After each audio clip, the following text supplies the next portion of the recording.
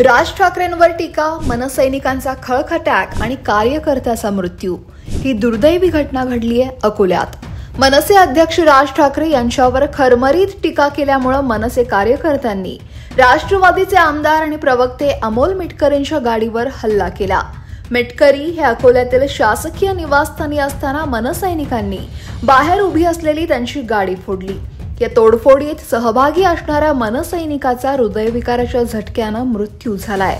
जय मालोकर असे या मृत तरुणाचं नाव आहे, ज्याचं वय होतं अवघं 28 वर्ष।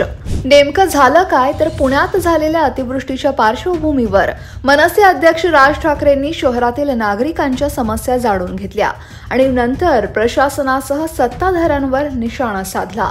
यावेळी बोलताना राज ठाकरेंनी राष्ट्रवादीचे अध्यक्ष आणि राज्याचे उपमुख्यमंत्री अजित पवार यांनाही टोला लगावला। उपमुख्यमंत्री अजित पवार पुण्यात नसतानाही शहरातील धरणातून पाणी वाहिलं असा चिमटा राज ठाकरेंनी काढला आणि त्यानंतर अमोल मिटकरी यांनी राज ठाकरेंवर जोरदार पलटवार केला। राज ठाकरेंवर हल्लाबोल करताना मिटकरी म्हणाले की सुपारी बहादरांनी दिलेला शब्द पाळणाऱ्या अजितदादांवर बोलू नये, कारण टोल नाका, भोंगे किंवा अन्य कोणतेही आंदोलन या सुपारी बहादरांचं यशस्वी झालेलं नाही। या व्यक्तीची विश्वासार्हता संपली आहे। राज्याच्या इतिहासात सर्वाधिक अपयशी ठरलेल्या व्यक्तीनं अजित पवारांच्या कर्तृत्वावर प्रश्नचिन्ह निर्माण करणं म्हणजे सूर्याला वाकुल्या दाखवण्याचा प्रकार आहे। मिटकरींच्या या वक्तव्यानं मनसैनिक खवळले आणि खळखटाक सुरू झाला। यावेळी राष्ट्रवादी आणि मनसेच्या कार्यकर्त्यांमध्ये बाचाबाची झाली। अमोल मिटकरींची गाडीही फोडली। मिटकरींच्या गाडीवर हल्ला करणाऱ्यांमध्ये मनसेचे जे कार्यकर्ते सहभागी झाले होते त्यात जय मालोकर या तरुणाचाही समावेश होता। अकोल्यातील शासकीय विश्रामगृहाबाहेर झालेल्या गोंधळानंतर जय मालोकर याला अचानक अस्वस्थ वाटू लागलं।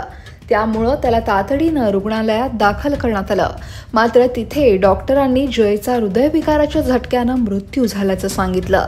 दरम्यान घरातील तरुण पोराचा अकाली मृत्यू झाल्यानं मालोकर कुटुंबावर दुःखाचा डोंगर कोसळलाय आणि त्यातच राजकीय वादात सामान्य कार्यकर्त्याचा जीव गेल्यामुळे सामान्यांमधून हळहळ व्यक्त होतीये।